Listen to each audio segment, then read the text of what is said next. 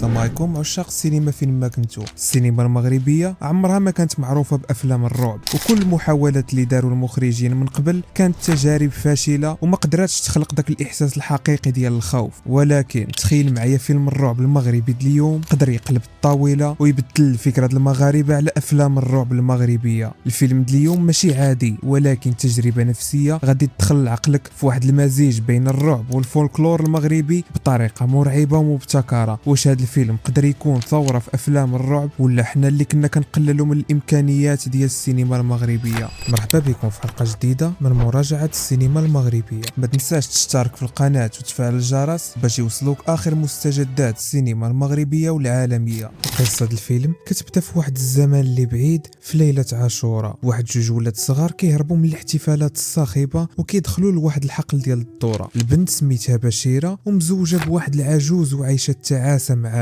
هادشي اللي خلاها تهرب مع الولد باش تلقى ولو لحظات صغيره ديال الحريه. وهما كيهضروا بجوج جاتهم الفكره يدخلوا لواحد الدار مهجوره اللي في الحومه ديالهم، وهذا كان غلط كبير. ملي دخلوا للدار تبعهم الزوج ديالها وحاول انه يديها بالقوه، ولكن في لحظه خرجت شي حاجه من فوق السقف وتحولت لدخان كحل وكلات البشيره كامله. من مور هاد الحادثه مباشره كيدينا الفيلم للزمن الحالي، فين غادي نتعرفوا على شخصيات مهمه اللي مرتبطه بالاحداث اللي طرات بطريقه غريبه. علي بوليسي مازال متعلق بالقضايا القديمه اللي تسدات، وديما كيجلس كيشوف التسجيلات ديال التحقيقات اللي الرئيس ديالو ما كيهتمش بيهم وما كيعطيهمش قيمه. ناديه ام مطلقه وعندها ولدها سميتو يوسف وكتقاتل باش تكمل حياتها. ستيفن فنان مهووس بالمخلوقات المرعبه وكيعرض اللوحات ديالو في معرض فني، واي واحد سولو كيعاود له على الحلم ديالو اللي ديما كيجيه في الليل. وحكيم ولد صغير كيلقى راسو في واحد المصنع اللي مهجور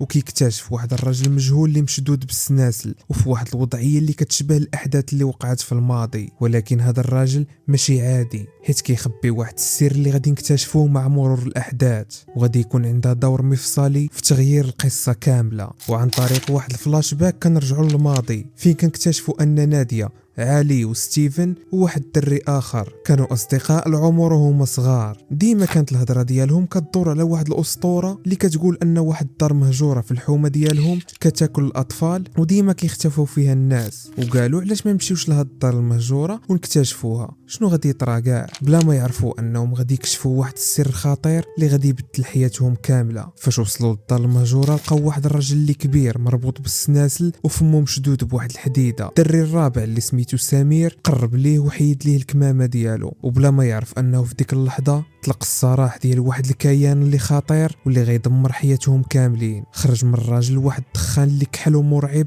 وتحول لوحش اللي خطير. حاول يبلع ستيفن وياكلو، ولكن واحد الراجل كيحاول يعتقهم كيستعمل صفاره سحريه وكيسيطر عليه. ولكن في الاخير كان من الضروري ان هذا الوحش يتحبس في الجسد ديال شي انسان، حيت هو الحل الوحيد للنجاه من الخطوره ديالو، الشيء اللي خلاه يدخل في الجسد ديال سمير. هنا فهمنا باللي بوغطاط ما كيموتش، ولكن خصو يبقى محبوس في الجسد ديال شي واحد جديد. وهذه كانت هي المهمه ديال الرجل الكبير اللي ضحى بالحياه ديالو باش يخلي الشر تحت السيطره.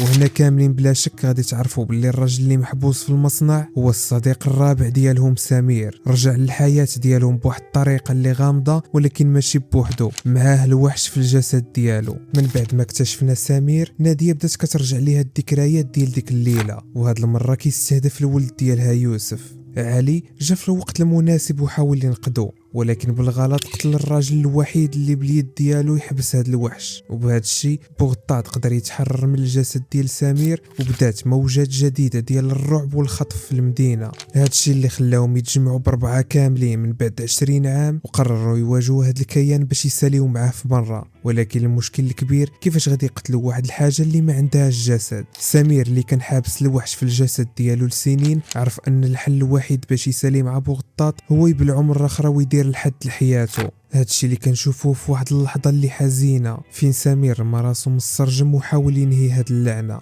ولكن في مشهد اللي صادم الخطه ما نجحاتش والوحش انتقل للجسد ديال يوسف. ناديه وعلي كيشدوا يوسف وكيحاولوا انهم يهربوا به، حيت عارفين الحياه ديالهم ولات كابوس. ولدهم يوسف رجع هو الجسد الجديد ديال بوغطاط، وحيت الخطر كيزيد كيلقاو راسهم مجبرين باش يرجعوا للمنزل المهجور ويواجهوا هاد الكيان اللي دمر الطفوله ديالهم. كل ما كيقربوا من الحقيقه كيبدا الفيلم يولي اكثر غموض وخوف، حيت هاد الوحش ماشي غير مجرد كائن خرافي، ولكن كيان مرتبط بالذكريات ديالهم، كياخد الطاقه ديالو من المخاوف ديالهم والقوه ديالو من الاسرار اللي دفنوها في الداخل ديالهم. وهنا كتحول هاد المواجهه اللي بيناتهم لمعركه نفسيه وجسديه اللي قويه، حيت هاد الصحاب كيعرفوا باللي الطريقه الوحيده باش يتخلصوا من هاد اللعنه ماشي هي الهروب، ولكن يواجهوا الماضي ديالهم ويتصالحوا مع الذنب والخوف اللي عانوا منه لسنوات. الشخصيات ديال هاد الفيلم كانت هي القصه بحد ذاتها، حيت هما اللي بداو الاحداث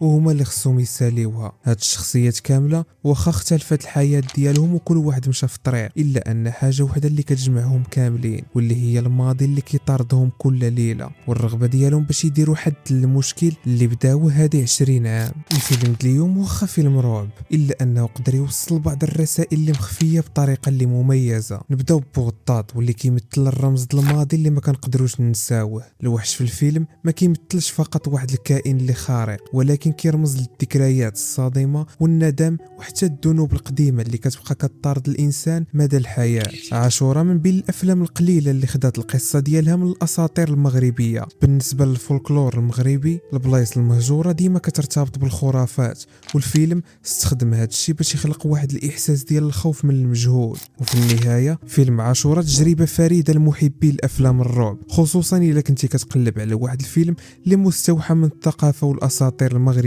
بعض الناس شافوا انه محاوله واعره اللي قدرات تخلي السينما المغربيه في الخريطه ديال افلام الرعب العالميه، ولكن ناس اخرين انتقدوا بعض الجوانب ديالو بحال السيناريو، حيت لقاو باللي القصه كان ممكن انها تكون عميقه اكثر بلاص ما تكون مجرد صراع بين واحد المخلوق والناس عاديين. ولكن بالرغم من العيوب اللي في السيناريو، الا ان فيلم بوغطاط كيتعتبر واحد الخطوه جريئه في السينما المغربيه اللي ما كناش نقدروا اننا نشوفوها قبل. كانت هذه هي المراجعه ديالي لفيلم الرعب المغربي بوغطاط. شنو بان لكم في هذا الفيلم؟ واش بصح كتشوفوا انه يستاهل؟ ما تنساوش تخلي لي الاراء ديالكم في لي كومونتير، واللي بغى يتفرج في الفيلم غادي يلقاه كامل في جروب تيليجرام، الرابط غتلقاوه في الوصف. كان معكم حسام من مروكن موفيز اركايف، نشوفكم في المراجعه الجايه. تهلاو.